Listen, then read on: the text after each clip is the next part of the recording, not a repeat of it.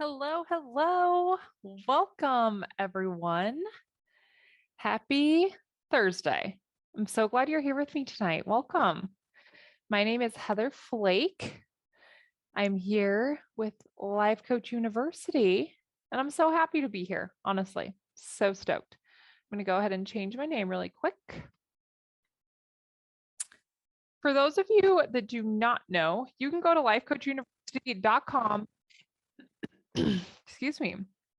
And there are always all kinds of different classes that are being offered. So we call it PIF talks, which just means pay it forward. So at any given time, there's some amazing coach teaching some awesome class and principle. So if you know any humans with brains, you should tell them to check out Life Coach University, because the whole mission is to get coaching to millions for free. We just want people to be able to experience and understand what life coaching even is and see the magic and the power of it. And LCU is such an amazing way to do that.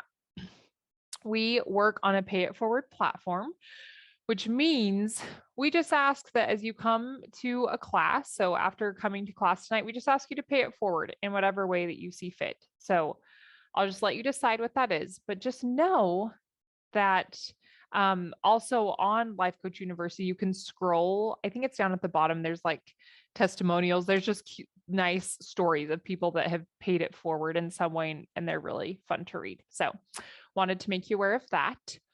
Also, I wanted to let you know on the website right now, if you log into lifecoachuniversity.com, you'll see at the top a little button that I believe says course. So in June, I believe it starts June 20th, I'm teaching a week-long course all about marriage mindset. So all about how to just like clean up your brain, start with a clean slate, and really just like get a fresh start in your marriage. I'm going to be teaching a week-long course on that, just meaning every day at the same time you can come and I'm going to teach, and I'll open it up to coaching and questions. But we're trying something new. We are asking for a $20 donation for anyone that wants to participate. And then I'm going to give that money to some charity. I haven't worked out all of the details, but just wanted you to put that on your radar that that's going to be starting June 20th. So if you're interested at all, you can just check that out on the website. Okay, well, I think I've said all the things, so let's get started. Okay, also to let you know, if you have a question while we are going through this, go ahead and put it, if you look at the bottom of your screen, you'll see several different little tabs, but there's two like text message boxes and it says Q&A. So if you have a question or a comment or anything that you want to add tonight, please throw it in the Q&A and I will definitely get to your questions. So I keep popping in and out of that box, but if you have a question or you need clarification on something, go ahead and put it in the Q&A and I will totally take care of you. All righty. Okay. Boop. Let's do it. All right, you guys. Tonight we're talking all about loving you first. And I just want to say this came to me. I was coaching a client a couple weeks ago and we were just talking, and I feel like I've seen this so much in myself. And now as I'm coaching more women on their marriages, I just see this theme all the time. So I feel like so often we just expect our spouses to do certain things or to say certain things so that we can feel love, right? Like I need my husband to do acts of service. I need him to take out the trash and play with the kids and vacuum the floor without me asking. And that is what's going to allow me to feel a lot of love, right? But the bad part is when they don't. When your spouse doesn't do the things that you just think that they should do or you really want them to do, then all that's left to do is just feel bad. And that is such a powerless position to be in because you can't control your spouse. No matter how hard you try, no matter what tactics you try, ultimately you can never control another person. So I am all about learning how to just really love and accept myself exactly as I am, because then I have this ability to feel love more and I'm more more able to like give and share love. So I really do think the best way to love your spouse more is to actually love you more. All right. That's what I'm going to try to convince you of tonight. So stay with me. Now, I'm about to flip this flip chart, and you are going to see some art that is going to blow your freaking mind. Okay. And you might say to yourself, man, I think Heather shouldn't be a coach anymore and she should be an artist. Just saying. Are you ready? Can you handle it? Here we go.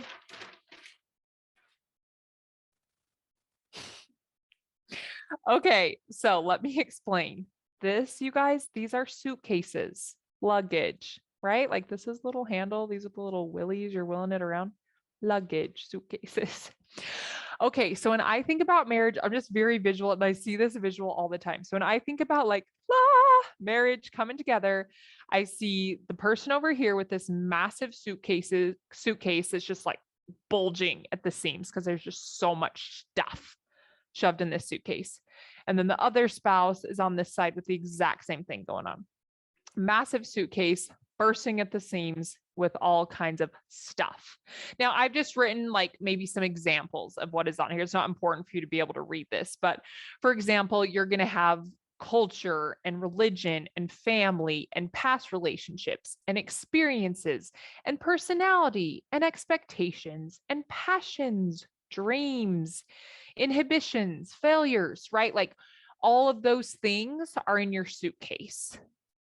So naturally, it's very big, right? You've probably been alive for a good amount of time when you get married, several years at least. So your bag is full of stuff. And what I find is we come into marriage with our bag, and a lot of the times we feel this is shame. This is the emotion shame. I was trying to capture shame here. We feel kind of shameful about what's in our bag, just like parts of it, right? We don't really want our spouse to like see everything that's in our bag because that'd be embarrassing and they might think differently of us if they really know all the things in our bag, right? So we feel shame, but also we start to do this thing where we think that it's our spouse's job to clean up or to make our luggage better.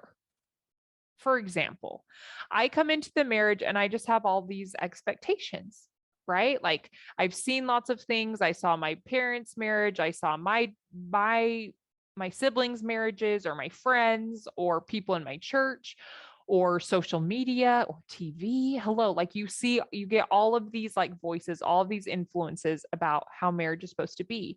And not just that, but how your spouse is supposed to behave, what they're supposed to do. So I come in with this whole section in my suitcase of expectations. I'm just like, he's supposed to be this way and do this thing and say this thing, and this is how it's going to make me feel, right? Not right. That's not what happens. But what ends up happening is I expect my spouse to just meet my expectations. And if he doesn't, then I have to feel really crappy. Because I'm like, what the heck? That's your job. Isn't it your job? Like, isn't that why people get married? Or like happiness. I start to realize like, oh, I'm not super happy, or maybe I'm not super confident. I don't feel super beautiful. That's my spouse's job, right? To make me feel really happy and to make me feel confident, to make me feel beautiful. So we just do like this weird thing where we kind of like are bargaining and bartering and trying to trade like, hey, like if you make me happy, then I'll make you dinner or whatever. But I don't think it is effective. I don't think it works. Okay. Because at the end of the day, even if your spouse tries really hard to meet your expectations and to make you happy, it's not going to be good enough. They're not going to do it right, according to your standards. So the real person that is in charge of your happiness and your self-confidence and your dreams is you. That's you. That's on you. And I promise you, that's the best news I could ever give you. And here's the thing. This person, our spouse, we just love them so much. They're the best. We think very highly of them. They're the bomb.com, right? But we just get to enjoy them and all of their baggage. When I take full responsibility for my emotions and how I feel and what I'm going to create in my life, and I can start loving and accepting myself and my baggage, this amazing thing happens. I learned to love my spouse, and their baggage. That really does happen. Because here's the thing, when you're here, when you don't love you and you don't accept yourself and you feel a lot of shame, it's really hard to love the other person. Right? So not only are you seeing your weaknesses and your flaws, but then you see theirs. And it's just kind of like this nightmare all of a sudden. So the whole goal of this amazing illustration here is just to help you see, like, listen, if you just recognize we all have baggage. We all have things in the suitcases that are like, ooh, wish that wasn't in there. Wish that would go away. It's totally fine. Just part of being a human, right? But if you can just love yourself and you can accept what's in your bag and you could recognize, like, hey, I'm totally in charge of taking things out of my bag that aren't serving me anymore. I'm also in charge of putting new things in my bag that do. Ka-ching! That's when you're onto something. And learning that skill on you can completely translate over here. It's just like, you know how people are always saying you can't draw water from an empty well. Yeah, same thing. How are you supposed to love someone? How are you supposed to give all this love if you don't have love, right? Are you ready for my next illustration? Do you have any questions? Okay. If something doesn't make sense or you have questions, please tell me. So I was Googling pictures of like someone giving blood, and I was like, I could probably draw that. No, that did not happen. So I just like think of the visual, just think of like donating or like having your blood drawn. Okay. So what happens first, not always, this is not linear, obviously. This is just the example I'm giving. So let's say you just start not feeling well, like you start to feel just like a lot of fatigue and you're really tired, you don't have a lot of energy. So you have some awareness, like, oh, something's off, I'm feeling weird. So maybe you call your doctor and you schedule an appointment, and then you go to the doctor and he's like, hey, what's happening, sister? Like, why are you here today? And you explain, like, yeah, this is what's going on. I'm feeling really tired. I don't have a lot of energy, blah, blah, blah. And he's like, okay, he listens, he asks questions, he or she. And then sometimes like, you know what, let's do your labs. Like, let's have some blood drawn so we can see what all is going on with you. Okay, great. You go, you sit in the chair, they take your blood. And then a couple days later, you get results. And these results will show you, like, yeah, you're kind of low in iron, or you're really high in this thing, whatever, right? Like you have levels. So you get those results and then you kind of make a plan, right? But here's what I want you to see. Just because, so let's say I go to the doctor, I have all this done and my results say I'm really low in iron and vitamin D. It does not work to just go back to the doctor, sit in a chair, and all of a sudden they infuse vitamin D and iron into your body. Right? Like it's just not that easy. Or if one of your hormone levels is off the charts, they can't just infuse something into you to make it all perfect and fine and amazing, right? It doesn't work that way. So what happens really is just a ton of trial and error. You make a plan and you're like, okay, maybe you do some research and you decide I'm going to take this supplement and I'm going to implement eating these foods and I'm going to do these activities, whatever, in an effort to get your levels up to where you want them to be so that you feel better. But along the way, there's going to be tons of trial and error. It's going to work. It's not going to work, yada, yada, yada. But it's this same idea with marriage, right? We feel like we're lacking something. We're low in vitamin D. We're low in self-confidence. And we just kind of think, rightfully so, like all the things you've seen in movies or in your family or whatever it is, you have all good reasons why it's been influenced the way it's been influenced. But we just think, hey, my spouse, like now that I'm married, maybe I will finally believe that I'm confident. Now that I'm married, maybe I can finally believe that I can be successful in life. Now that I'm married, maybe this means one day I can actually be a homeowner. Whatever, right? But there again, you're putting all of this weight on your spouse. You're expecting your spouse to infuse these things into you. And that's just not the way it works, right? If you want to feel confident, if you want to feel love, it has to come from yourself. It's like an internal, I don't like to use the word deficiency, but just like if you're lacking something inside, the only way to get that is also inside, is to find that inside yourself, right? To do things yourself to make up for that. So I have a few ideas on how we can do that, how we can actually love ourselves first. This, my friends, is a key. Isn't that a great key I drew? All right. So the key to feeling and giving more love to your spouse, and think about that, your ability to feel love. It's really hard to feel love, even when it's right in front of you, when you just don't feel that way about yourself. So what I mean is your spouse can be doing service for you. They can be really nice, really thoughtful, say kind words, whatever.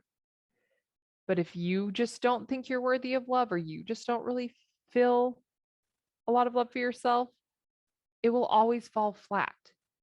Like it's not going to come to you. Okay.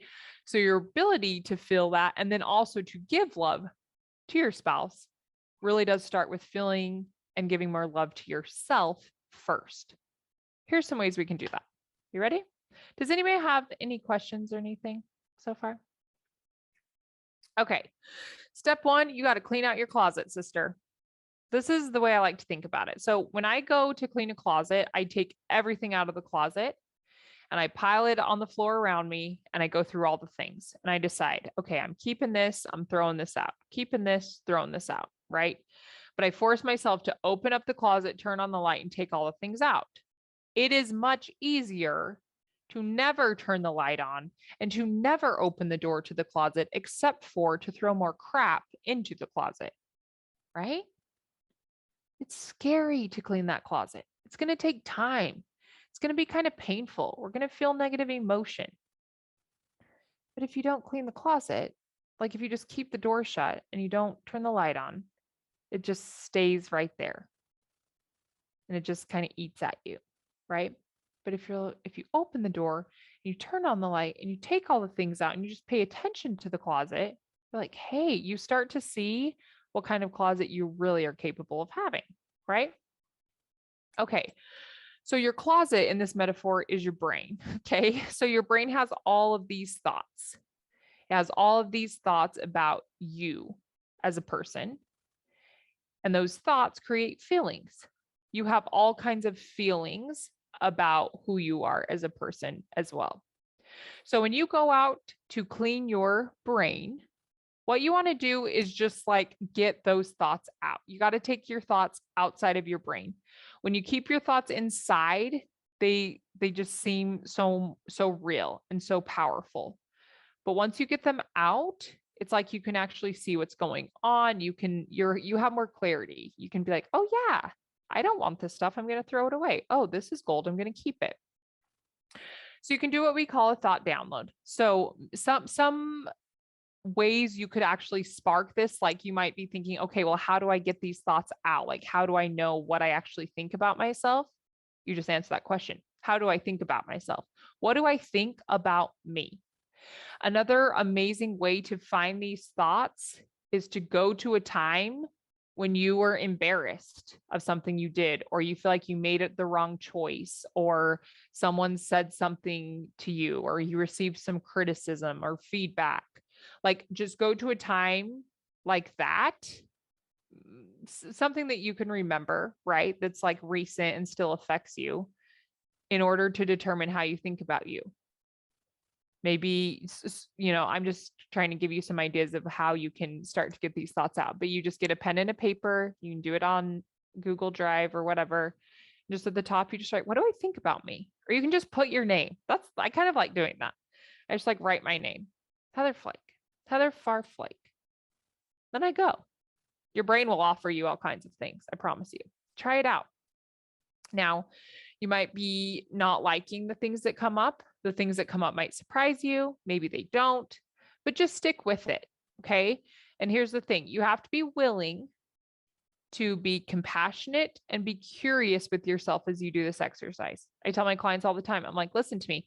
If you're going to do this and beat yourself up and say unkind things to yourself, don't do it. You're not ready. Okay. You have to be kind and you have to be curious. You're just like the scientist. You're just gathering information. You have a little clipboard. You're in a cute little white lab coat and you are just taking some notes. You're just observing what's happening in your brain. That's all you're doing. Okay. So you just allow all of the thoughts to get out of your brain. And then that's going to tie directly to how you feel about yourself. So on the other side of the paper, you could write, how do I feel about me? Or you can ask, what are the most common emotions I feel when it comes to myself? How I feel about me? Is it love? Is it resentment? Is it joy? Is it like pride, like proud? I feel so proud of who I am. Or is it disappointment? Is it sadness? How do you feel about yourself? Because if you'll remember, we're trying to get to love. We want to feel so much love for who we are, right? So you've got to be willing to explore how you do feel about yourself. And that's going to be really easy right after doing the thought download because your thoughts do create how you feel. So that's the amazing news. If you're feeling bad about yourself, the only problem is your thoughts. That's it. Like, it's really not that big of a deal. You just feel really bad because you've been thinking unkind things about yourself for a long time. And guess what? You can change your thoughts. And you're actually in complete control of how you choose to think about yourself and your life and the circumstances, your spouse, your marriage. You're in total control of what you choose to believe and think about yourself. And that dictates how you feel. So, after that, something I want you to consider is I want you to think about your wants in this context of marriage. What do you want from your spouse and why? Because hear this. Anytime you want something, what you're really after is how having that thing will make you feel, right? I want a big house because that's going to make me feel successful. I want a super sexy boyfriend because that's going to make me feel beautiful and confident and hot. I want a new job because that's going to make me feel smart. I want babies because that's going to make me feel fulfilled. I want a new hardwood floor because that's going to make me feel so happy and organized. You see? So I promise you, you can check yourself on this. Anytime you want anything is because of how you think having that thing will make you feel. I want that Milky Way because I think it will make me feel comfort. I think it will make me feel calm and like I can handle my life. Okay. And that's just how we work as humans. There's no shame. I just want you to be aware of it. Don't suppress it. Don't be ashamed. Don't try to push it down, but can we just pay attention? Can we recognize what it is? So just ask yourself, what do I want for my spouse? And answer that question. Some of my clients feel this is kind of what happens. Some of them feel bad for the things that they want. They're just like, oh, they feel bad. Or then something even more interesting that happens, they don't know. I'm like, so tell me, in a dream world, I wave this wand and husband will do anything. What is it? What does he do? What do you want? They're just like, I don't even know. I'm like, okay. So if you don't know what you want, how are you going to get what you want? Okay. So just answer that question. What do I want for my spouse? Because sometimes it helps you to see that it's just kind of funny. Like I've done this exercise before and I'm like, that's hilarious. I want my spouse to read my mind is what I'm essentially saying. I want him to be in my head. Or a few years ago, it's just like, I would have this. I'm just like, oh, I just wish my spouse was more like me. That's so great. And now I'm like, oh my gosh, I'm so grateful my spouse is not like me. We would not work. It would be really bad. Okay. So that also for you to know what you want is going to change. And that's normal. But when you ask, what do I want for my spouse? And then just be honest to yourself. Why? If you think your spouse taking out the trash is going to make you feel happy, there's easier ways to feel happy than having to try to control your spouse to take out the trash. And then also you want to ask yourself, I love this question, what feelings do I want to feel about me? How do you want to feel about yourself? On a day-to-day basis, what's the feelings that you want to have about you? Gratitude, love, generosity, compassion, curiosity, hope. Like that's totally available to you, right? And here's what's fun. Your feelings are going to dictate what you do in your life and what you don't do. If I feel love for myself, then all of a sudden I'm like, oh, you know what? I could do this for my husband. And my kids would really enjoy this thing. I'm going to do this. It's way easier for me to take action. When I don't love myself, I talk myself out of all of these things because I'm coming from a place of lack. Okay. So you want to answer the question, how do I want to be for me? I have to be careful about this. The question does not say, how do I want to be? How does my spouse want me to be? No. How do you want to be for you? And you have to, let's just be willing to answer that question. Once you decide oh, how do I want to be for me? Whatever those things are, then you can kind of start to play with what that's going to look like. Okay. So an idea I want to give to you is this idea of being committed versus being motivated.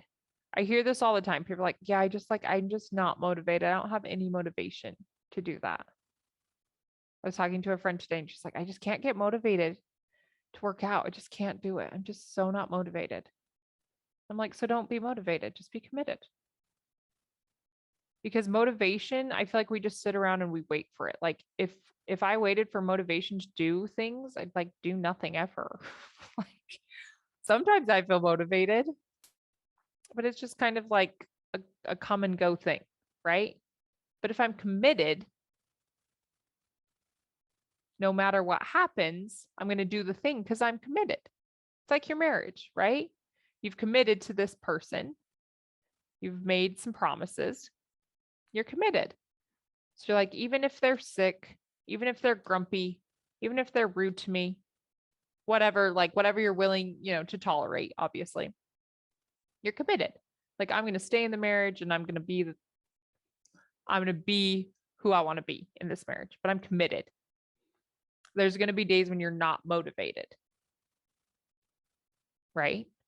And it's okay. It's not a problem. So when it comes to taking action and you are choosing how you want to show up for yourself.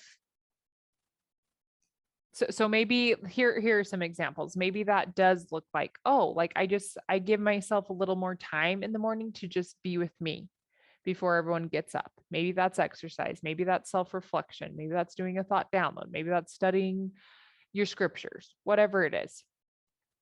Okay. Maybe something that you want to do for yourself is like a new hobby that you want to take up. Or maybe it's date night. Maybe you want to spend more time one-on-one with your spouse. And in that container, how do you want to be? You want to be present. You don't want to be on your phone. You want to be listening. You want to get dressed up, whatever that thing is, that's where this comes into play. Because when you're doing this activity, it sounds really good and great. It's like January 1st when you're setting goals and you write 10 billion, you're like, yeah, I'm going to crush it. And then the next you're like, yeah, no, I'm not feeling it. Turns out I'm like, I don't need to do any of that stuff. Where's the soft pretzel and cheese? Second thing, you just want to be on why. Why am I doing this? And the only rule here, you just have to like your reason. Am I doing this because I think it'll make my spouse happy and then they'll be nicer to me? I mean, if you like that reason, that's fine. I don't necessarily believe that's the most healthy way to live your life, but if you like your reason, that's fine. What's your why? And here's the truth. When you decide to feel love for you, you benefit so much. Because all of a sudden you're just like, dude, I love being with me. I am awesome. And you start to go after things that you've always wanted to do, but you never felt like you could do because you just didn't have the love for yourself. And then you got married and you thought they were going to give you all the love, and then that didn't work out either. So you just decided to give it to yourself. And then all of a sudden you get going, right?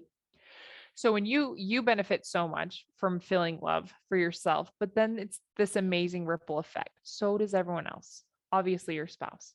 If you have more love for you, you have way more love for your spouse. If I can accept me, knowing all of my flaws and my weaknesses and the things I'm not super fond of, it's way more accessible to me to accept my spouse with all of their flaws and their things that maybe they struggle with, right? So lastly, the result that you're going to create, this is basically a repeat, but when your self-love goes up, your love for your spouse goes up. So it's just kind of inevitable. When you choose to go all in on you, and hear me, I think sometimes this message gets confused out there. When I say go all in on you, that does not mean and forget everyone else and treat everyone else like trash around you because this is all about you. No, that is not what I'm saying.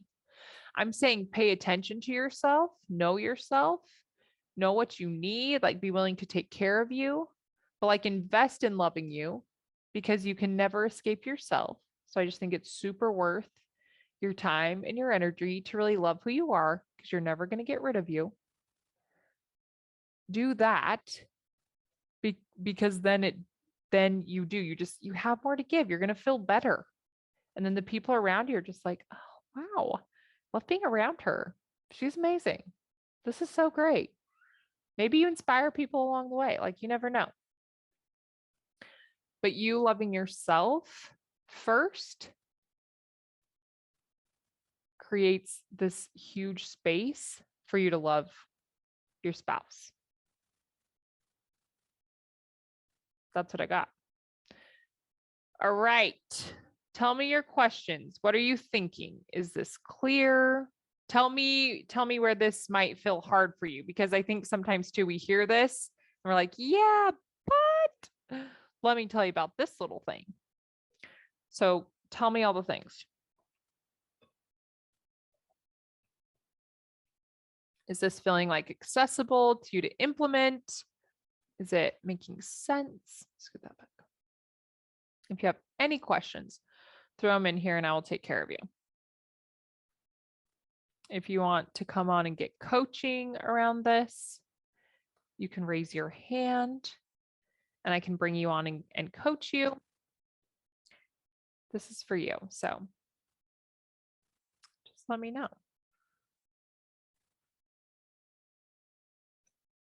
Also, you guys, this will all be posted.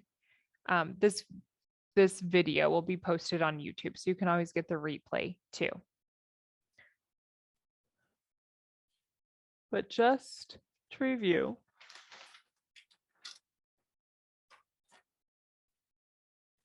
your ability to love your spouse and even your ability to feel the love that your spouse is putting out there, putting out on the table that's intended for you, is first going to come by you loving and accepting yourself.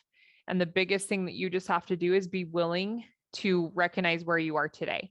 How do I think and feel about myself today, right now? What's my baseline? And obviously, if the goal is loving me, what am I going to have to think? How am I going to have to feel in order to get there? Asking yourself, why do you want what you want? What's the reason behind it? And if you can't figure out how to control your spouse, if you do, please let me know. Please tell me all the things. Tell me how it's done. But but a much better option is just to learn to take care of you, to take full responsibility for your feelings, because then you're not waiting around for someone to do something so you can feel a certain way. Does that make sense? I just go ahead and take care of myself so that I can feel what I need to feel, so that I can feel love and I can show up as my best me. And then obviously we have the actions and the results. So I think with all of this, it's just about being really aware. It's about being really conscious and like, okay, maybe I haven't been treating myself with a lot of love. Maybe I had a lot of different expectations coming into marriage than I even realized. And that's totally fine. It's totally normal. Nothing is wrong with you. But if you want to feel more love for you, if you just want to enjoy being yourself, it's just so fun to enjoy who you are. Yeah, you're a human. You're gonna have days when you're like, frustrated with yourself, and you're gonna think unkind things. But once you develop this skill of talking back to yourself and being aware of what your thoughts are and recognizing that you're in charge of your feelings and how you show up in the world, it changes everything. You don't need your spouse to do anything in order for you to love you. You just need to love you. Okay. All right, my friends, that's all I have for you tonight. I want to thank all of you for coming. I'm so glad that you decided to join me. I know there's lots of different places you could be. So thank you for joining me tonight.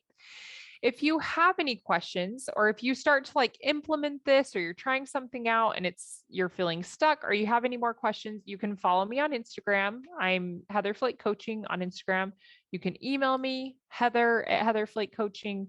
There's lots of ways to get help. And like I said, you can always just come back to this website too. This replay will be posted, and there's so many resources and so many ways to get help. So don't struggle and feel stuck, because you don't need to. But all right. Thank you so much for coming, my friends. We will see you here next time. Take care. Bye.